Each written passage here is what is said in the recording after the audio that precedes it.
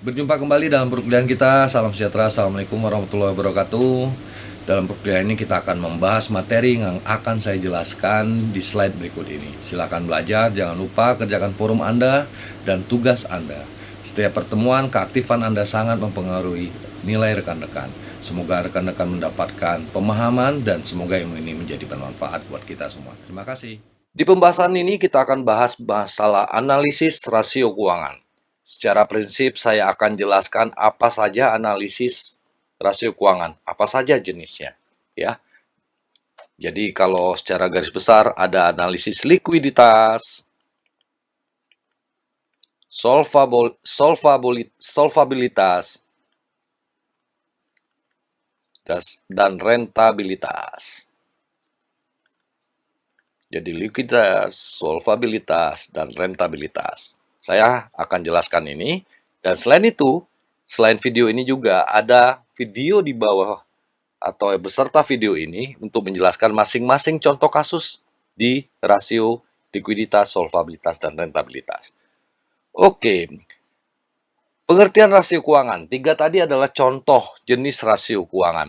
Rasio keuangan itu secara gamblangnya adalah bagaimana kita memanfaatkan informasi dalam laporan keuangan yang digunakan untuk menganalisis, di mana hasil analisisnya sebagai informasi dalam yang mendukung pengambilan keputusan. Poinnya gitu ya. Dan kalau Anda baca ini silakan, poinnya sama. Jadi analisis keuangan adalah analisis dengan menggunakan data-data yang terdapat dalam laporan keuangan. Oke. Nah, banyak sekali bentuk-bentuk rasio keuangan, banyak ya. Tapi yang akan kita bahas pada kuliah ini adalah rasio likuiditas, termasuk juga rasio rentabilitas. Ini bagian-bagian jenis detail rasionya maupun solvabilitas. Ya, kita lihat bagian ya ini ya. Yang ini likuiditas. Jenis-jenis likuiditas, rasio lancar, quick ratio, leverage ratio, sampai ke total asset turnover. Selanjutnya, rasio profitabilitas, apa saja? Namanya saja profit, keuntungan. Rasio ini lebih ke arah bagaimana kita menganalisa keuntungan suatu perusahaan. Oke, kita bahas sekarang. Apa itu rasio likuiditas? Liquid, bagaimana suatu perusahaan itu liquid dalam memenuhi kewajibannya. Jadi kemampuan perusahaan dalam memenuhi kewajiban, itu likuiditas. Itu yang dianalisa.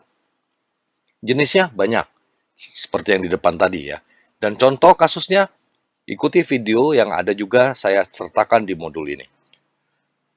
Rasio leverage, ya, rasio yang digunakan untuk mengukur sejauh mana kekayaan perusahaan bermanfaat mendatangkan laba dan sejauh mana kekayaan perusahaan tersebut dibiayai dengan utang, ya, dengan utang.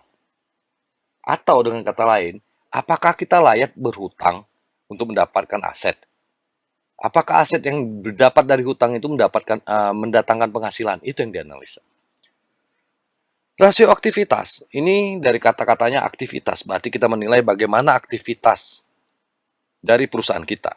Aktivitas apa? Aktivitas operasional yang mendatangkan laba tentunya. Contohnya, aktivitas penjualan. Penjualan datangnya dari apa? Karena ada persediaan. Kalau ada persediaan, ada produk yang dijual, maka terjadilah penjualan, sehingga persediaan juga dianalisa. Selanjutnya, dampak dari penjualan, adanya piutang. Orang yang belum bayar, kita sudah jualan, belum bayar, analisa piutang. Dan lainnya, yang berhubungan dengan aktivitas perusahaan. Itu tadi, kembali lagi ke rasio profitabilitas, menilai bagaimana kemampuan perusahaan dalam menghasilkan laba. Baik rekan-rekan mahasiswa, secara konsep prinsip, silakan Anda perdalam lagi, baca modulnya. Tapi secara poin-poin pembahasan sudah saya sampaikan tadi.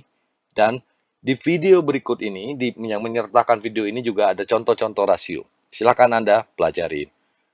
Kembali saya ingatkan, kerjakan forum, kerjakan tugasnya, raih nilai yang seoptimal mungkin dari kuliah kita ini. Terima kasih, salam sejahtera, assalamualaikum warahmatullahi wabarakatuh.